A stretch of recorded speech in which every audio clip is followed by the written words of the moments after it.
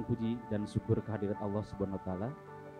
Kita dapat berkumpul bersama dalam kegiatan Halal Bihalal Ikatan Ahli Pengadaan Indonesia dengan tema mengukuhkan sinergitas insan pengadaan dalam mengawal percepatan transformasi pengadaan.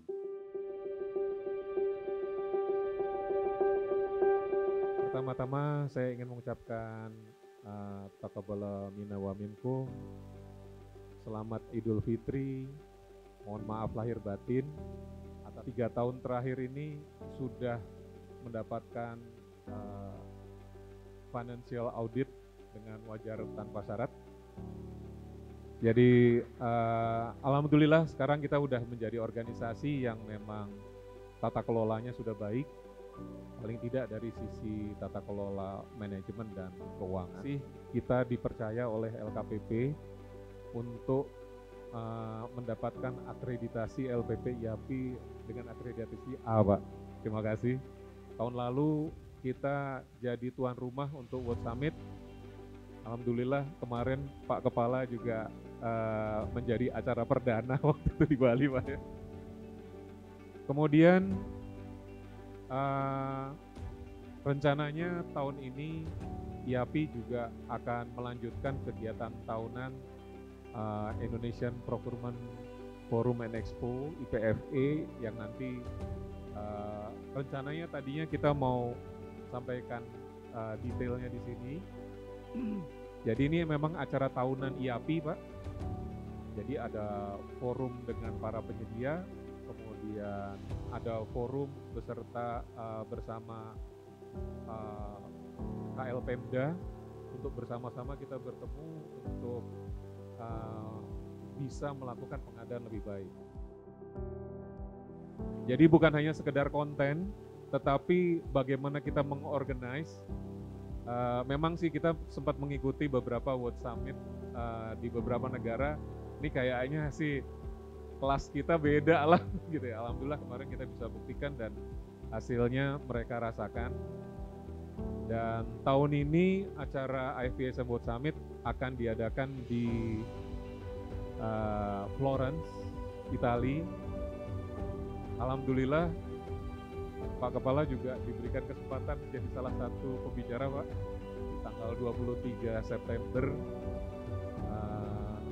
Ini mungkin diharapkan akan lebih besar dari kemarin karena delegasi terbesar Cina katanya sudah bisa keluar negeri. Kami ingin terus dapat dibimbing dan diberikan arahan supaya apa yang kita lakukan menuju ke arah yang lebih baik dari waktu ke waktu. Dalam berbagai kesempatan, Pak Presiden selalu mengingatkan, pengadaan ini memegang kunci yang sangat luar biasa untuk bisa memberikan kontribusi buat kemajuan bangsa. Penyerapan tenaga kerja, peningkatan ekonomi lewat pembelian produk-produk dalam negeri, dan juga hal-hal lain yang selama ini kadang-kadang kita berpikirnya, oh iya, kenapa nggak dari dulu ya? Kenapa pencatatan ini baru beberapa tahun ini dilakukan? Mungkin zaman dulu juga sudah saya yakin ada, tapi kita nggak fokus. Kita melihat produk yang tayang di LKPP sudah mencapai 4,4 juta. Jadi masih ada waktu sebelum sampai akhir tahun ini kita bisa memenuhi target. Tapi yang memang jadi PR berat adalah menggeser proses pengadaan yang tadinya lewat e-tendering, kemudian ditemukan sebuah sistem di zaman beliau-beliau ini yang namanya e-katalog. Nah, kita lagi genjot ini. Karena lewat e-katalog ini, insya Allah hal-hal yang terkait dengan data-data tadi secara langsung bisa kita lihat. Berapa UMKM yang terlibat, berapa produk dalam negeri yang terbeli, berapa kemudian transaksi yang sudah berjalan sampai hari ini. Maka kata kuncinya adalah bagaimana kemudian pihak ketiga, penyedia jasa, kemudian user atau kawan-kawan yang ada di kementerian, kemudian di pemerintah daerah UKPBJ-nya bisa menjalankan dengan baik dan benar. Di dadanya harus ada merah putih. Kalau tidak ada merah putih, yang terjadi ya banyak hal-hal yang selama ini berjalan, ada oknum masih tetap bisa menerobos sistem yang sudah kita buat. Kita perlu dukungan dari semua pihak yang terlibat, kita perlu dukungan dari semua senior, sesepuh kita, mitra-mitra strategis, agar proses pengadaan barang jasa yang ada di Republik ini bisa berjalan dengan baik sesuai arahan Presiden, dan Indonesia mampu mencapai target tahun 2045 sebagai negara dengan posisi ekonomi nomor 4 terbaik di dunia. Ampuni dan maafkan kami ya Allah. Kalau beliau masih hidup, rahmati kami, ajarkan dan bimbing kami cara berbakti kepada beliau-beliau itu, sehingga mendatangkan ridhamu kepada kami ya Allah. La haula wala quwwata illa billahil aliyil azim. Ya Allah.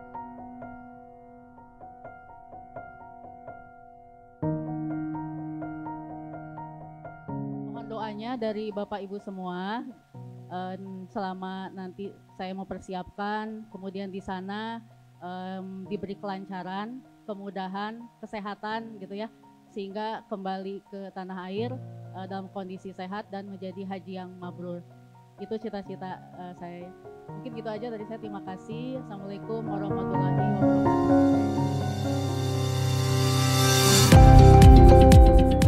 Bumi itu bulat. Dengar, perhatikan. Bumi itu bulat. Oke, tadi klunya udah saya tanya ya, bumi itu bulat. Tadi 10 tambah 20 sama dengan berapa?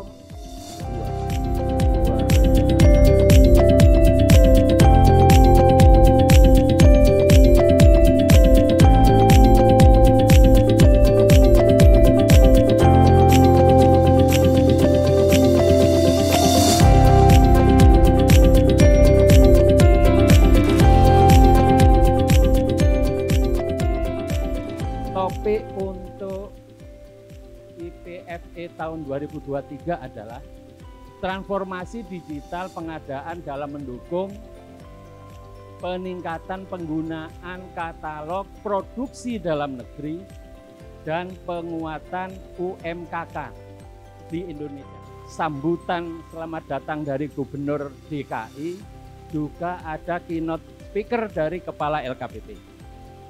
Ada 3 kelas seminar yang kami rencanakan di tanggal 6 November dimulai dari jam 14 hingga jam 16. Ternyata kalau berdiri di depan para petinggi LKPP goblok dada saya ini. Padahal biasa ngelodrong ya. Mungkin itu Pak Bu. Pasti. Yang pertama, kegiatan akan kita lakukan di tanggal 6 sampai dengan 8 November tahun 2023. Tempatnya di JXPO Kemayoran. Harapan kami support dan dukungan dari LKPP. Itu nggih. Harapan kami juga bisa berkolaborasi dengan LKPP.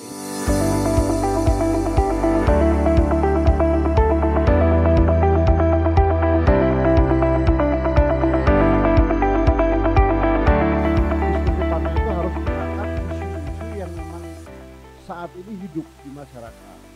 Siap. Terus contohnya nggak usah jauh-jauh, e-katalog. Katalog kan LKPP dikejar target ya? 5 juta produk. Ya 5 juta, kemudian transaksinya berapa? 500 triliun. Kemudian mekanismenya itu sangat diliberalkan. Saya menggunakan kata diliberalkan, Siap. bukan disederhanakan. Nah itu kalau dievaluasi, dan yang mengevaluasi adalah forum ini, saya kira baik. Kalau temanya itu enggak apa-apa, tema biar saja, karena itu kan temanya juga kekinian juga gitu. Tapi kita harus ada ide baru. Nah ide saya adalah memberi masukan yang nendang lah. Ada yang jadi TPPU, ada yang jadi gratifikasi, mungkin boleh juga dibahas pada saat itu bagaimana hubungannya tadi pengadaan dengan perpajakan. Saya kira itu hotline ya mungkin. RUU publik ya, pengadaan barang jasa publik, sehingga itu tentu menjadi menarik tuh, lebih besar lagi skupnya, termasuk tadi BUMN, BUMD dan sebagainya, itu kan bisa dijadikan tema juga ya, sehingga menjadi menarik, sehingga pas banget nih kita sekaligus untuk menginformasikan ya kepada publik bahwa ada sekarang RUU pengadaan barang jasa publik. Sebagai Deputi 4 untuk konsolidasi pengadaan-pengadaan yang dibutuhkan banyak orang, nah itu nanti bisa kalau bisa di business matching konsolidasi sangat bagus. Kalau bisa juga di acara itu lakukan business matching. Business matching, berikan kesempatan, kita punya asosiasi Avendo. Saya nggak tahu posisi mana, di mana mereka nanti apakah ada porsi untuk menyampaikan secara jujur, diskusi dulu dengan LKPP, dengan IAP, ke publik, ini loh resikonya. Jadi segala sesuatu itu akan cepat, mudah, akuntabel, tapi selalu muncul resiko. Nah, resiko itu yang harus clear disampaikan, jangan lupa nanti kalau bisa menghadirkan aparat penegak hukum dalam acara itu, akan sangat menarik.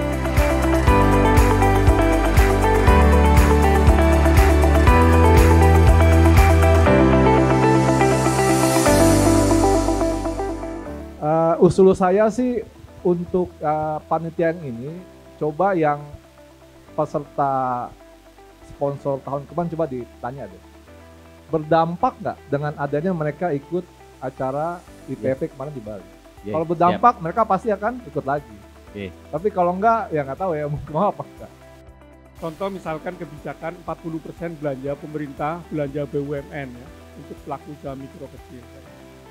Ini kan luar biasa kalau dihitung infonya dari Pak Setio mungkin ya, 800 sekian triliun ya, itu belanja pemerintah 40% itu.